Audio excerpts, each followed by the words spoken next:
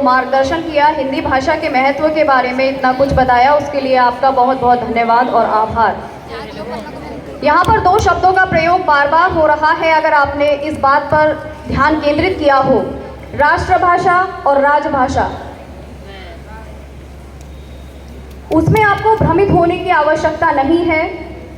हमारी भारतवर्ष की राष्ट्रभाषा भी हिंदी है और राजभाषा भी हिंदी है।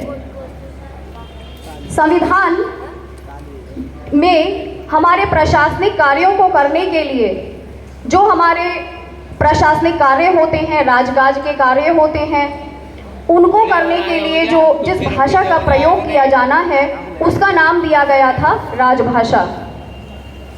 और राष्ट्रभाषा जो जन जन की भाषा है, जो हमारी मातृभाषा है, जो हमारे संचार का, हमारे विचारों की अभिव्यक्ति का माध्यम है।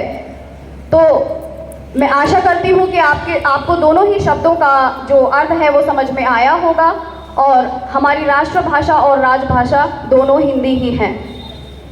हमारे भारत की आज़ादी में हिंदी भाषा का काफ़ी महत्व भी रहा है। फिर चाहे वो आज़ादी के लिए तैयार किए गए नारे, जो स्लोगन्स होते हैं, या फिर देशभक्ति की कविताएं, सभी ने देश की जनता के लिए उनके हृदय में क्रांति की ज्वाला भरने का कार्य किया। और यही कारण था कि हिंदी को जन जन की भाषा मान लिया गया और बना दिया गया। आज़ादी के बाद ही इसको राजभाषा का दर्जा मिला। हिंदी हमारी आन है, हिंदी हमारी शान है, हिंदी हमारी चेतना वाणी का शुभ वरदान है। हिंदी हमारी वर्तनी, हिंदी हमारा व्याकरण, हिंदी हमारी संस्कृति, हिंदी हमारा आचरण।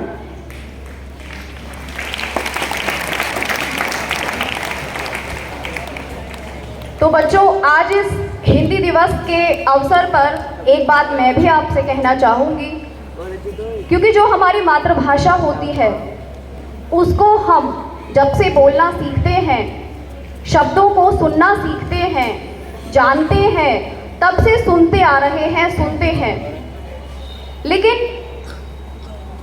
वर्तनी या अशुद्धता, किसी भी प्रकार की अशुद्धता उसमें पाई जाती है और वो आप भी गलतियां करते हैं।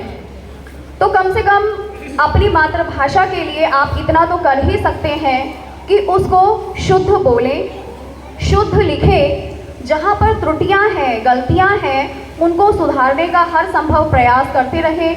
ये ना करें कि ये तो हिंदी है, हमने जैसा लिखा ठीक है। हिंदी एक कठिन भाषा है, इतना आसान नहीं है। अगर आप हिंदी का शुद्ध रूप प्रयोग कर सकते हैं तो कोशिश करते रहिए कि जो भी आप लिखें उसको सही से लिखें। और ये जो आपकी गलतियां हैं या त्रुटियां हैं, जो सुधार होगा वो लिखने के माध्यम से ही होगा। आपको पता चलेगा कि हमने कहाँ गलत किया है। जैसे मात्राओं का ज्ञान नहीं होता है आप लोगों को, वो सबसे बड़ी कमी एक है। तो बच्चों, उस चीज़ को सुधारने का आप प्रयास करिए, ऐसी मैं आपसे आशा करती हूँ। इन्हीं शब्दों के साथ मैं श्री राजनाथ पाल जी, सहायक अध्यापक हिंदी को मंच पर आमंत्रित करना चाहती हूँ कि वो बच्चों को हिंदी दिवस के अवसर पर कुछ बताएं।